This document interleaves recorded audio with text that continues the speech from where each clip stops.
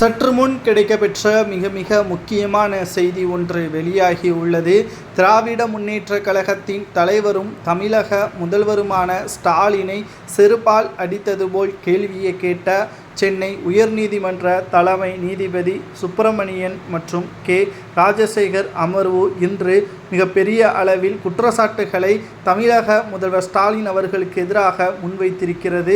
டாஸ்மாக் முறைகேடு தொடர்பான அமலாக்கத்துறையின் வழக்கை மாற்ற தமிழக அரசு ஏன் விரும்புகிறது என்றும், இந்த வழக்கை சென்னை உயர்நீதிமன்றம் விசாரிப்பதில் என்ன உங்களுக்கு சங்கடம், உச்சநீதிமன்றம் இந்த வழக்கு விசாரணை செய்ய வேண்டும் என்று ஏன் ஆசைப்படுகிறீர்கள் என்றும் தற்பொழுது நீதிபதிகள் கேள்விகளை முன்வைத்திருக்கிறார்கள். சில அரசு ஊழியர்களையும் தமிழக டாஸ்மாக் அமைச்சரை காப்பாற்றுவதற்கும் தமிழக அரசு செயல்படுகிறதா என்பதை நேரடியாகவே தற்பொழுது தலைமை நீதிபதிகள் கேட்டுள்ளனர்.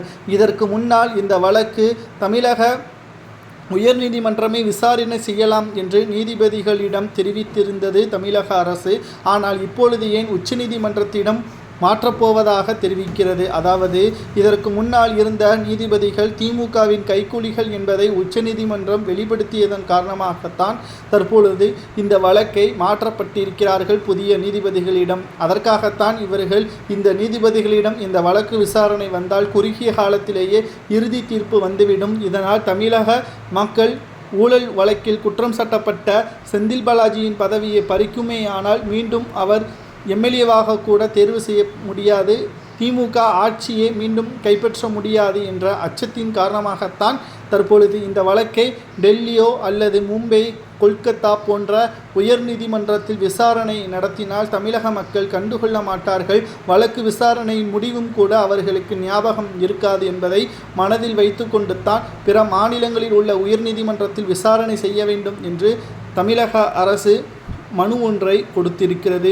ஆனால் இதனை எதிர்த்து உயர்நீதிமன்ற தலைமை நீதிபதி எம். சுப்பிரமணியன் மற்றும் கே. ராஜசேகர் அமர்வு இந்த வழக்கை நாங்கள் தான் விசாரணைக்கு மேற்கொள்வோம், இந்த வழக்கின் இறுதி தீர்ப்பை நாங்கள் தான் வெளியிடுவோம், குற்றவாளிகள் யாராக இருந்தாலும் அவர்களுக்கு தண்டனை நிச்சயம் கொடுப்போம் என்பதை உறுதி செய்யும் விதமாகத்தான் தற்பொழுது அமர்வு இன்று வழங்கியிருக்கிறது. இதற்கு முன்னால் நீதிபதியாக இருந்தவர்கள் திமுகவின் கைக்கூலிகள், பல கோடிகளை கமிஷனாக லஞ்சமாக பெற்று திமுகவின் விசுவாசமாக இருந்தார்கள் என்பதை ஏற்கனவே வீடியோ போட்டிருந்தோம். அவர்களுக்கு மத்தியில் எம். சுப்பிரமணியன், ராஜசேகர் போன்ற நீதிபதிகள் இருக்கும் வரை உண்மை நிச்சயமாக மக்களுக்கு நியாயம் கிடைக்கும் என்ற நம்பிக்கை தற்பொழுது வருகிறது.